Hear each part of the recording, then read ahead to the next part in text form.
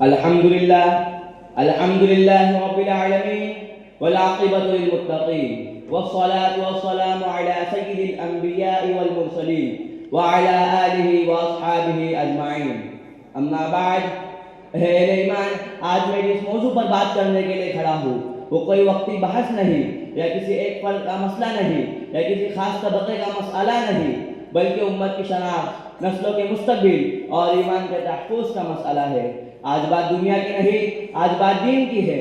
آج بات فائدے کی نہیں، آج بات عقیدے کی ہے. آج بات لمحوں کی نہیں، آج بات ہمیشہ کی نجات کے لیے ہے. آج ہمیں فیصلہ کرنا ہے، ہم فتنوں کے ساتھ بھریں گے یا آپ کے ساتھ کھڑے ہوں گے. اے میرے بھائیوں، ارتداد صرف زبان سے دین چھوڑ دینے کا نام نہیں. ارتداد وہ خاموش زہر ہے جو آہستہ آہستہ دل میں اترتا ہے، ذہن کو کمزور کر دیتا ہے اور ایمان کو بے جان کر دیتا ہے.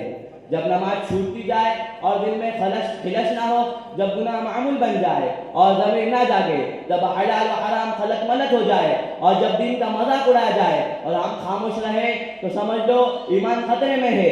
یہ خاموش ارتداد ہے، یہ اعلان کے بغیر بربادی ہے. اللہ تعالیٰ قرآن پاک میں خبردار کرتا ہے، وَمَنْ يَرْتَدِدْ مِنْكُمْ عَنْ دِينِهِ. یاد رکھو، ایمان گیا تو سب گیا، عقیدہ گیا تو سیدھا راستہ گیا اور سیدھا راستہ گیا تو انجام تاریکی ہو گیا. یہ نقصان دنیا کا نہیں، یہ نقصان آخرت کا ہے. آج دشمن تلوار لے کر نہیں آیا، آج دشمن بندوق لے کر نہیں آیا، آج دشمن فکر، فلسفہ اور شبہ لے کر آیا ہے.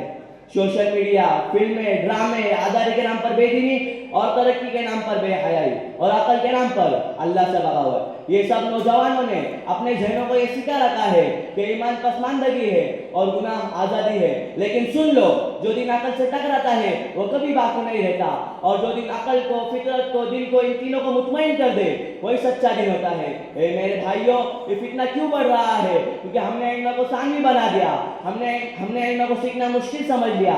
ہم نے قرآن کو سمجھنے کے بجائے صرف پڑھنے تک ہی محدود رکھا. ہم نے اپنے بچوں کو موبائل دیا لیکن مقصد نہ دیا. ہم نے سہولتیں دی مگر رہنمائی نہیں دی. اور یاد رکھو، جب والدین رہنمائی نہیں دیتے تو دنیا گمراہی کا راستہ دے دیتی ہے. اسلام اندھی تقریر کا نام نہیں، اسلام سوال سے نہیں ڈرتا، بلکہ قرآن خود کہتا ہے، افلا یتدبرون القرآن. کیا یہ قرآن میں غور نہیں کرتے؟ اسلام کہتا ہے، سوچو، سمجھو، دلیل لو، پھر مانو. باطل ہمیشہ شور مچاتا ہے اور حق ہمیشہ دلیل کے ساتھ آتا ہے. یہ کائنات نظام و قانون سے چل رہی ہے، ایک سورج، ایک نظام اور ایک معبود. اگر معبود کئی ہوتے تو دنیا ٹوٹ پھوٹ جاتی، اس لیے ایک معبود ہے اور وہی رب العالمین ہے.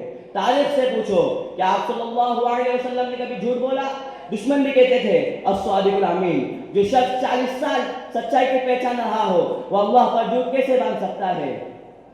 قرآن کا عبدی چیلنج سن لو. اگر یہ انسانی کلام ہے تو یہ جیسے ایک سورت لے آؤ. 1400 سال گزر گئے، حکومتیں بدل گئی، فلسفے بدل گئے، زبانیاں بدل گئی، لیکن چیلنج آج بھی قائم ہے اور بندہ اس پر آج بھی عاجز ہے. اے میرے نوجوانوں، تمہاری اصل طاقت تمہاری عمریں نہیں، تمہاری اصل طاقت تمہاری ڈگری نہیں، تمہاری اصل طاقت ہے ایمان. یہ ڈگری تمہیں دنیا میں مالداری دے سکتی ہے لیکن ایمان تمہیں مقصد، کردار اور پہچان دیتا ہے. اے والدین، یاد رکھو، اولاد صرف کھانے اور کپڑوں سے نہیں پلتی بلکہ عقیدے، ماحول اور نمونے سے بنتی ہے. اگر گھر میں قرآن نہیں، اگر گھر میں نماز نہیں، اگر گھر میں دین کی بات نہیں تو شکوے کا حق بھی باقی نہیں رہتا.